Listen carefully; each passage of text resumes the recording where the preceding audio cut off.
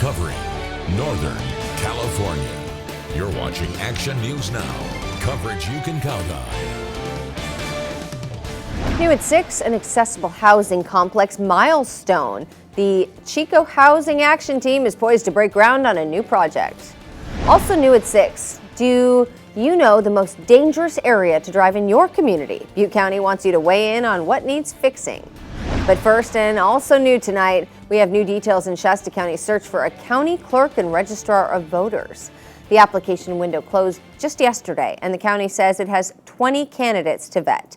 We told you back in March when Tom Toller announced he'd be stepping down due to health concerns. Well, today we reached out to the county to see where things stand. A representative told us that the ad hoc committee comprised of Chair Kevin Cry and District 2 Supervisor Alan Long will screen and narrow down those 20 candidates to 3 to 6 people. And the Board of Supervisors will interview the remaining candidates publicly on April 30th. The board aims to appoint a successor by May 13th. And this person will serve the remainder of the term ending January 4th of 2027. Now a live look from the Northgate Aviation Chico Jet Center. Clear skies overhead and probably a great day for flying or anything you're doing outside, Howie. Looked like a Top Gun from Maverick there for a second. Yeah, no, beautiful flight conditions, beautiful hiking conditions, beautiful pretty much anything conditions. The temperatures above average, lots of sunshine and winds on the lighter side. Remember just a few days ago, Red Bluff Roundup on Friday, we were seeing winds gusting away to almost 40 miles per hour. A lot lighter now, but here we are. Remember for the valley this time of year, we should be about 75, 76. Well, we're going to be above that again tomorrow, but after tomorrow, these temperatures will start to cool down. Alturas only at 64 at the moment. Over in Weaverville, we're at 78, but I talked about those winds. Here's what we have on the lighter side. We'll get a breezy day maybe during the week, but for the most part, winds on the lighter side. But if you're in Trinity County, we have that frost advisory, so sensitive plants, animals, you want to protect them the best you can as temperatures fall, potentially down to 33 degrees. And we'll talk more about our eventual cool down and another warm up coming up soon, Haley. All right, thanks, Howie. New at 6, we're getting a look at what's next with the Chico Housing Action Team, Chat's latest and largest housing project. Action News Now reporter Margot Rowe joins us in studio. Margot, you spoke with a member of Chat today. Where do things stand? So as we previously reported, Chat received an anonymous $150,000 donation to help with its fundraising efforts to secure a grant from the state. And now it's getting ready to break ground on this new project. Now the plan calls for 61 homes on this land located off of Highway 32, and that was also donated to Chat. And these won't be like the tiny homes you see at Everhart Village, but rather different types of housing for low-income individuals. Will actually be studios, 1-beds and 2-bedroom units, and they will be designed to be in smaller blocks of 6 per block and making for a total of 11 blocks altogether, and they'll just be stationed all the way around the property. We'll have a recreation area, an office, a community building, and also a dog park because a lot of our residents bring their pets and we welcome those too. And the goal is to have the housing finished and residents moved in by the end of December 2026. And they're getting ready to start it pretty quickly as Chat is going to break ground on it on May 13th. And then right after that, the work begins. Oh, gosh. Okay, we'll stay on top of it. Absolutely. All right, thanks, Margot. New at 6, Governor Gavin Newsom will be in Butte County tomorrow to celebrate Earth Day. The governor says first partner Jennifer Siebel Newsom will make remarks during California's annual Earth Day celebration. They will also spotlight young leaders and students' efforts to protect natural resources and promote environmental responsibility.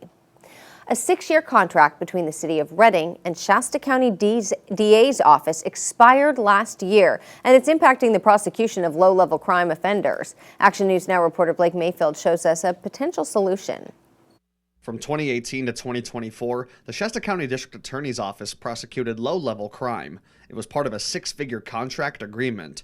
But with the deal expiring at the end of last year, petty crimes could soon either go unprosecuted or fall into the city attorney's desk. The move would mean that low-level criminals would go from staying here at the county jail to being out here on the streets with little accountability. According to Reading Vice Mayor Mike Lataw, the bottleneck in accountability for low-level crimes is not due to a lack of enforcement by police, but rather a lack of prosecutors who can hear and take on cases. According to Reading Police Chief Brian Barner, 42 people each racked up at least 20 arrests due to misdemeanor and code violations. The DA's office currently has 12 open positions, which is well below its goal of at least 35 attorneys. Reporting in Reading, I'm Blake Mayfield, Action News Now. The city of Reading is also currently trying to figure out ways to close its $5 million projected deficit by July 1st.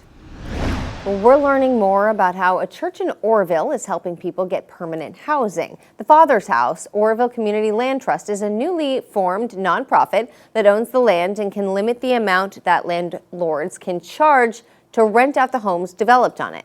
They also work with mortgage lenders that prioritize social, environmental, or community benefits and work to get grants that would allow low-income residents opportunities to lease to own. Pastor Orosio is also a contractor with which he says is crucial to this project. I personally just build the houses with all my experience and knowledge, which is also part of a job training program for recovering addicts and just civic-minded people who want to help. And we literally built these mostly with volunteer labor, and that's why we can keep the price down. On Elgin Street in Oroville, they put up 2 new houses in the past year, and so far overall, they've helped 26 families in Oroville find housing. To apply for the housing or donate your land, go to our website, click on the News tab, and then News Links. We do have a clarification to make about a story we ran last week on efforts to widen Cohasset Road. We reported that a $1.4 million expansion project was in the works, but at this time there is no actual project under construction. The $1.4 million is a federal earmark to conduct a road widening and fire safety study for Cohasset Road. In a recent meeting, county supervisors approved a 3-year contract for that study, which would aim to figure out a potential design, permitting, and feasibility. Serving up sweet treats for public safety. Action News Now reporter Jesse Angelo is live in Red Bluff, and oh, there he is right behind me there. Jesse, are things still busy over there at Bud's Jolly Cone? Well, Haley, it's been pretty steady all day, and though you may not see that many people behind me, they did get a little bit busier than maybe they thought because we have, let me turn the camera around here, we've got the Reading Christian Lions baseball team that stopped by to get some food and ice cream here at the Jolly Cone, and also help raise money for the Red Bluff Police Department Association. It's the 8th year that they put on this event, and they typically raise around $2,000 to help local law enforcement get items that they need. And it's also become quite a popular event here. I spoke with one neighbor who tells me she just loves how Jolly Cone supports the community. Take a listen. It's a great event. I love to see our local law enforcement come out and make the cones, and I love supporting Bud's Jolly Cone. They support this community all the time in many different ways, so we love coming out here and supporting the business as well. And while the police officers are no longer actually here on site dishing out the ice cream, the fundraising goes on until Jolly Cone closes at 9 p.m. Live in Red Bluff, Jesse Angelo, Action News Now. All right, thanks, Jesse, and we'll have a full report tonight at 11. Well, where do you feel unsafe out on the road? New at 6, your local leaders want to know, and we're going to show you why in 2 minutes. Plus, tired of only getting a small part of the story from your elected officials? We're working to change that. Our police force, they couldn't solve anything. They were just going from extinguish issue to extinguish issue to extinguish issue. There have been some issues with that police force. Things have come up. Goes without saying. Oroville City Council member Scott Thompson talks police, ghosts, and the constitutional republic on this week's Straight from the Source podcast. We have more highlights coming up.